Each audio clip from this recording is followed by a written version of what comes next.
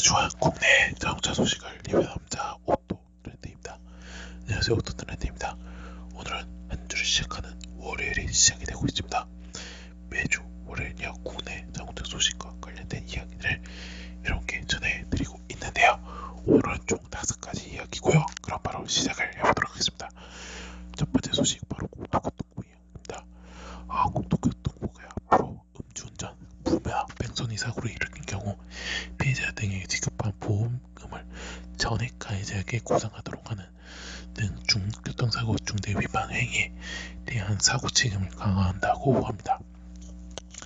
그래서 지난 3월 28일 2021년 교통사고 사망자 감소 대책 후속 조치 일환으로 교통사고 감소를 유도하기 위한 자동차 보험 제도 개선 사항을 발굴 및 추진하겠다고 발표를 했고요. 먼저 음주운전, 무면허, 뺑소니 사고는 보험금 전액을 구상할 수 있도록 추진을 한다고 합니다.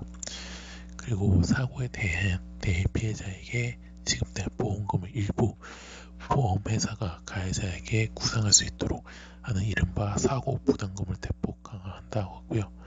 이 사고 부담금은 중대 법규 위반 사고에 대한 경감식 고치와 사고 예방을 위한 도입 및 운영 중인 제도로 지난해 음주운전에 대한 사고 부담금 상한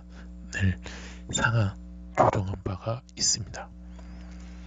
그래서 이번 대책은 이 세 가지 아까도 했지만 음주운전, 무면허, 뺑소니 사고 시 보험회사가 구상할 수 있는 금액 한도를 지급된 보험금 전액까지 상한하는 것으로 해서 이 중대 위반 행위에 대한 경제적 책임 부담이 크게 강화되어 교통사고를 사전에 억제할 수 있을 것으로 기대를 한다고 합니다. 그리고 또한 현행 사고 부담금 적용 대상에 마약, 약물 운전을 추가를 한다고 합니다. 그래서 또 경각심을 높일 계획이라고 하고요. 그래서 두 번째로는 12대 중과실 사고 시 가해자의 수리비 청구를 제한한다는 방안이 추진을 한다고 합니다. 그래서 특례법상 교통사고 처리 특례법상 12대 중과실로 인해 사고를 일으킬 경우 가해자의 차 수리비를 상대방에게 청구할 수 없도록 하는 방안이 추진을 된다고 합니다. 그간 차대다 사고 시 물적 피해는 과실 비율에 따라 책임을 분담하여 왔으나 음주운전 등 상대방이 명백한 과실을 한 경우에도 피해자가 상대방 차량의 수리비를 보상해야 하는 문제 때는 오히려 피해자가 배상해야 주는 금액이 더 큰 문제 등 불공정한 차 수리비의 부담에 논란이 있었습니다. 그래서 이것도 개선하고 또 경각심을 높일 것으로 있을 것으로 기대가 된다고 합니다. 그래서 이렇게 알아주시면 좋을 것 같고요. 그 다음 이야기 바로 티피코라는 회사 이야기입니다. 티피코가요 롯데슈퍼 23개의 지점과 농협중앙회에 투소형 화물용 전기차 포르토를 배달 차량으로 확대 보급하며 기업 ESG에 동참한다고 합니다. 그래서 5일부터요. 오늘부터 농협중앙회 강원 지부에 10대를 시범적으로 배정해 운영을 시작할 계획이라 하고요. 그래서 이 포르토라는 이름은 이제 포르투갈어로 당나귀 진꾼이라는 의미를 담고 있다고 합니다. 그래서 최고 속도가 70km고요. 완충 시에는 100km까지 최대 100km까지 주행이 가능하다고 합니다. 그래서 이 티피코는 친환경 움직임에 앞장서고 있는 기업들의 문의가 많아짐에 따라 포트로 소개팅 이벤트를 진행한다 하고요. 그래서 지인에게 포트로 소개를 주선하고 계약이 성사되면 소정의 보상으로 강원도 횡성군의 특산품 중 30만원 상당의 경품을 증정하는 보상 프로그램이라고 합니다. 그래서 그렇게 한다고 알아주시면 좋을 것 같고요. 그래서 이 제조사 이 디피코는요, 자동차 설계 엔지니어링 및 생산라인 자동화 설비 제조로 출발해 전기차 제조 분야를 진출했고요. 초소형 전기 화물차, 의료용 전동 스쿠터, 저상 전기 버스 등을 개발, 생산, 판매하는 종합 전기차 전문 제조 회사입니다. 그리고 디피커는 강원도 횡성 이모빌리티 사업에도 현재 참여를 하고 있다고 합니다. 그래서 횡성 일자리형 여기에도 이 디피코가 같이 하고 있다는 점을 이렇게 알려드리도록 하겠습니다. 그래서 그렇게 알아주시면 좋을 것 같습니다. 그래서 그렇게 알아주시면 좋을 것 같고요. 그 다음 이야기 바로 명신이라는 이 회사 이야기를 이렇게 전해드리도록 하겠습니다. 명신이 이번 달 중순에요. 전기 상용차 다니고 벤을요 본격적으로 양산을 시작한다고 합니다. 그래서 여기는 이 명신은 군상형 일자리 핵심 기업의 명신은 4월 중순부터 제탕 모터스로부터 위탁 생산을 의뢰받은 다니고 벤 생산을 본격 시작을 한다 하고요. 그래서 지금 명신 관계자가 시범 생산 진행을 하고 있고요. 그래서 중순부터 본격적인 양산을 개시할 예정이라고 합니다. 그래서 초기에는 월 100대 수준 시작, 라인이 안정화되는 시점에서는 생산을 월 300대 수준으로 끌어올릴 계획이라고 설명했고요. 사실 명신은 지난해 말 대창모터스와 연간 3,000대 가량의 다니고 벤 위탁 생산 계약을 맺어온 바가 있습니다. 그래서 바가 있고요. 그래서 대창모터스는 최근 고도부의 형식 승인과 환경부의 친환경차 보조금 지원 차량 선정을 완료했고요. 양산 시점에 맞춰 전국 4개 판매 대리점을 통해 예약 판매를 시작할 예정이라고 합니다. 그래서 2인용 소형 화물밴으로 다마스보다는 약간 큰 사이즈라고 합니다. 그래서 배터리는 LG 에너지 솔루션 원통형 배터리 셀 기반으로 자체적으로 개발한 배터리 팩과 그래서 모터를 탑재, 그래서 주행거리가 144km라고 하고요. 그래서 키로라고 합니다. 그래서 급속 및 완속 충전이 가능하고요. 급속으로 1시간 이내, 완속을 6시간이 걸린다고 합니다. 또 그리고 가정용 220콘센트로 충전이 가능하다고 합니다. 그래서 뭐 다마스나 라보를 지금 쉐보레가 이제 단종을 하게 되죠. 그래서 그걸로 좀 대체할 수 있는 차량으로 하고, 그래서 조금 이 수요를 흡수할 것으로 보여진다고 합니다. 그래서 특히도 환경부가 올해부터 전체 보조금 지급 물량의 10%를 중소기업 생산 제품에 의무 할당계함에 따라 환경부의 전체 화물차 보급 목표 물량 25,000대 가운데 많게는 2,500대 가량을 판매할 수 있을 것으로 예상이 되고 있다고 합니다. 그래서 대창모터스는 다니고 벤에 이어서 전기 트럭과 카고 트럭 출시도 현재 계획을 하고 있다는 점을 여러분께 알려드리도록 하겠습니다. 그래서 그렇게 알아주시면 좋을 것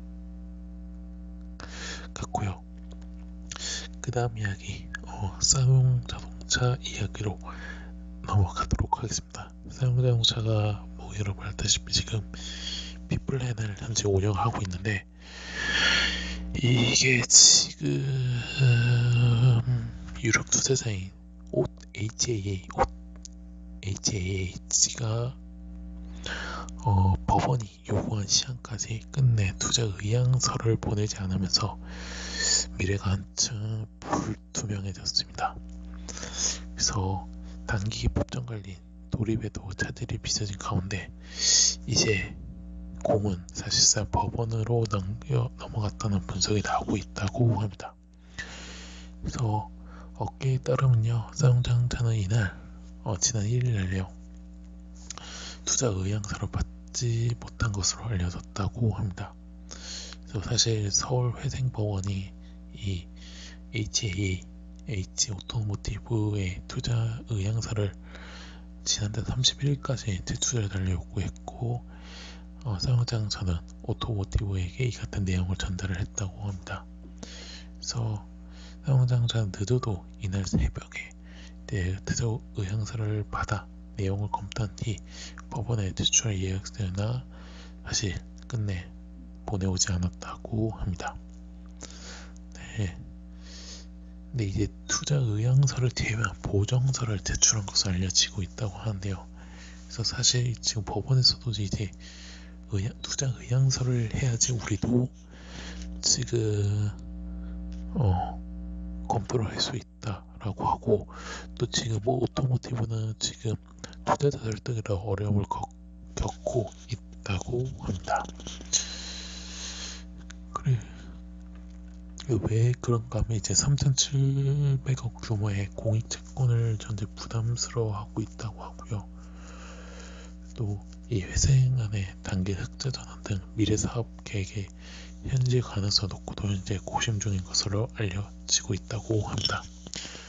그래서 전략적 투자자인 캐나다 한 곳, 그냥 금융투자자는 중동 두 곳으로 알려져 있으나 일각에서는 일본 투자자가 손을 뗐다는 이야기도 나오고 있다고 합니다. 근데 이제 조금 다행인 것은 이 HA 오토모티브가 이 인수 의지는 있다고 합니다. 그래서 이제 협의는 좀 유효한 것인 것만큼 법원에서 곧바로 법정 관리 절차를 밟지는 않을 것이라고 보이고 있고요. 그래서 그렇게 알아두시면 좋을 것 같고, 그래서 가끔 일단은 지금 약간 살짝은 좀 어둡다고 말씀을 드리고 싶고요. 근데 제가 저번 주에도 얘기했다시피 에디슨 모터스가 조금 추진을 하겠다고 대표가 직접 언론사의 인터뷰를 통해서 얘기했다시피 일단은 지금 상황을 지켜보고, 근데 지금까지 나온 현상에서는 조금 비플랜이 조금 될 가능성이 희박하고 법정 관리로 갈 가능성이 조금 높아졌다는 점을 이렇게 알려드리도록 하겠습니다.